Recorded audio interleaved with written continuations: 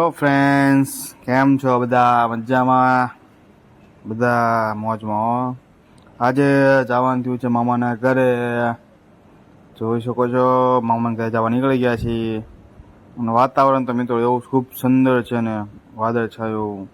એમ થાય છે કે વરસાદ ક્યારે પડશે. વાદળ ક્યારે આવે ક્યારે જાય, પણ વરસાદ ખૂબ સરસ છે.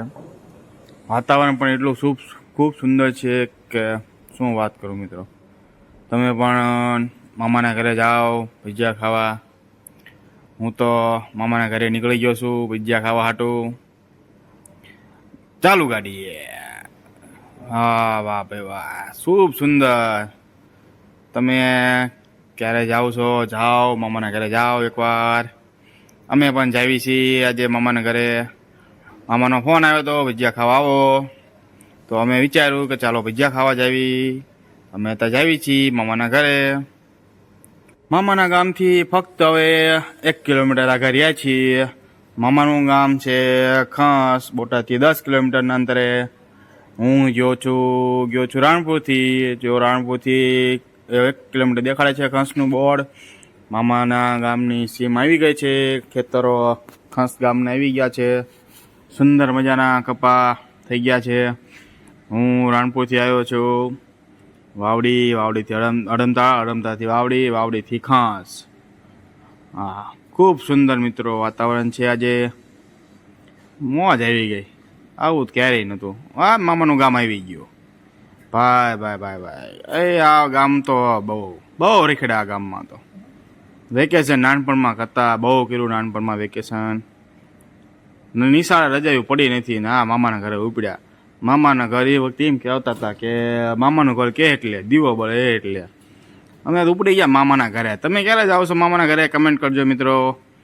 આ મામાનું ગામ ખાસનું આ એક ગ્રાઉન્ડ છે જેનું નામ છે ખરાવાડ. અહીંયા મિત્રો નોમના દિવસે મેળો, ખૂબ સુંદર મેળો ભરાય છે. નાયા મિત્રો કંઈક રમતા હતા જે ખબર નથી પડતી શું રમતા. મને એમ જોયું પેલા ક્રિકેટ રમે, પણ નજીક જો પછી ખબર પડી એટલે આ તો ગેડી દડે રમે. ઓલા મારી ગેડી જોરથી ને ક્યાંય આગી પડી અને હું બધા વચ્ચે હોરો પડી ગયો કરતો. તા તો ગાડી ખેતરમાં ઉતરી ગઈ. પડતા રહી ગયા. થોડાક આગળ હાલ્યા તા તો ભાઈ ગામનું તળાવ આવી ગયું. પણ ગામનું તળાવ તો ખાલી. લે આ તો ખાલી કોળું તળાવ. ત્યાંથી મામાનું ઘર દેખાઈ ગયું. ગામમાં મિત્રો આવું તો થોડું રહેવાનું. હા, મામાનું ઘરે આવી ગયું. મામાનું ગામ છે ખાસ. પગી ગયા છે મામાના ઘરે. આ જોઈ શકો છો, આ ઘર મારા મામાનું છે, મોટા મામાનું. અહીંયા પગી ગયો છું મોટા મામાના ઘરે. હું તમને ઘર દેખાડી દઉં.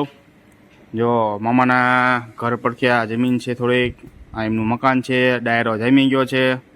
એ બેઠા એ મારા મામા છે સફેદ શર્ટ પહેરીને. આ એમનું ઘર છે. ઘર પાસે ટ્રેક્ટર છે. એમનું મકાન છે. એ પડખે એમને જે છાપરું વાળેલું એમાં એવડા માટલા ઉતારે છે. ગામનો ડાયરો બેસી ગયો છે. આને મિત્રો કહેવાય લીંભાડો, જેમાં અમે માટલા પકવી, તાવડિયું પકવી. જો આ ઠીકરીયું છે. અમુક વખતે ઢાંકવા જોઈએ છે એટલા માટે અમે આ ઠીકરીઓ રાખી ફૂટલી. આ મામાનું ગામ, મામાની શેરી. અત્યારે શેરીઓ સૂની થઈ ગઈ છે ગામડાની મિત્રો. ગામડાની શેરીઓ સૂની થઈ ગઈ છે. ગામમાં કોઈ જવા રાજી નથી. એટલે હવે બધાને સિટીનો મોહ લાગી ગયો. બસ સિટી. આમાં જલ્દી સિટીમાં જવું, બીજું કાંઈ નહીં. હાલો મિત્રો, આજે આવી ગયા છીએ મામાના ઘરે. કોણ? મારા મામાના ઘરે, તારા નહીં. હલે બોખા જલ્દી પૈસા ઊંચા કરીને. કોના મામાના ઘરે? જોઈ શકો છો આ ડેલી મકાન પડી ગયા. હવે તો ગામડામાં બધું હવે ધીમે જતું રહે. જો હા, સરસ મજાનું મકાન હતું મિત્રો. હું જ્યારે નાનપણમાં વેકેશન કરવા મામાના ઘરે આવતો હતો ને, સરસ મજાનું આ મકાન હતું. હવે આ બચારા ગામડામાં બધા મૂકીને જતા રહ્યા સિટીમાં. હવે ડેલીઓ સૂની થઈ ગઈ. હાય હાલો ગારામાં પગ જ્યો એટલે હાલો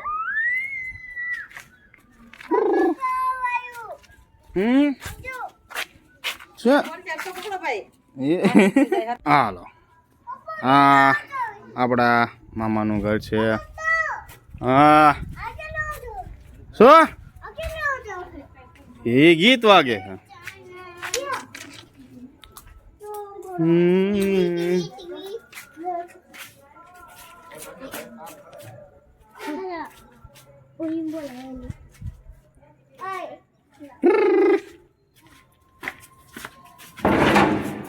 અમારે માતાજીનો મઠ છે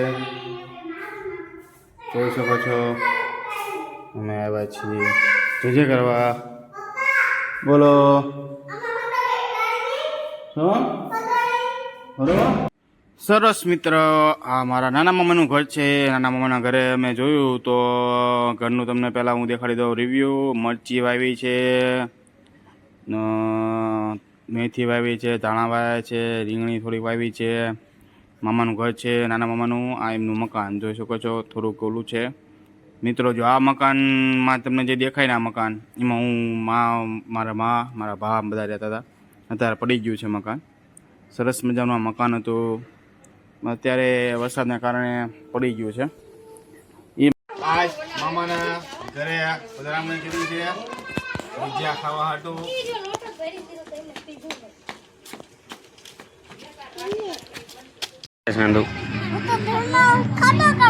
ખાડો કરે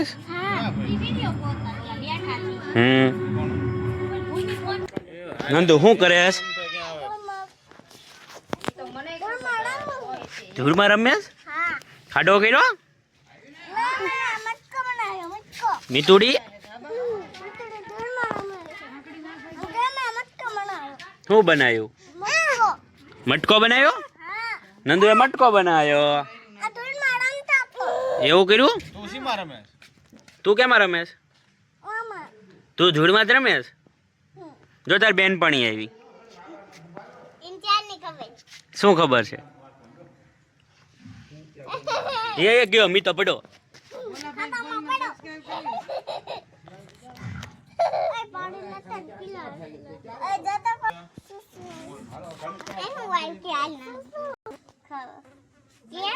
હે આ શું વાવ્યું નંદુ મામાએ જો અહીંયા દેખાડો અહીંયા જો આ હું મરચી શું હે આને શું કહેવાય બીજું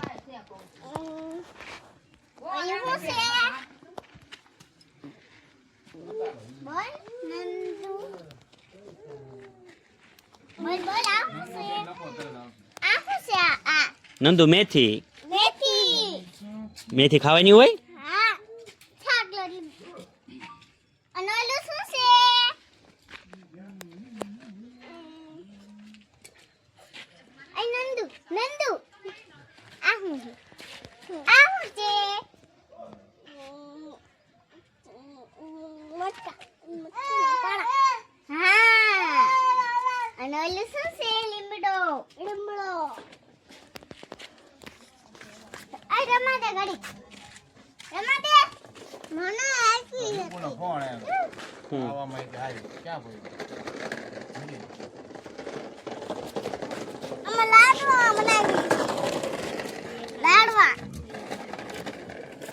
ફોટો આવે આપણે જોઈ હાલો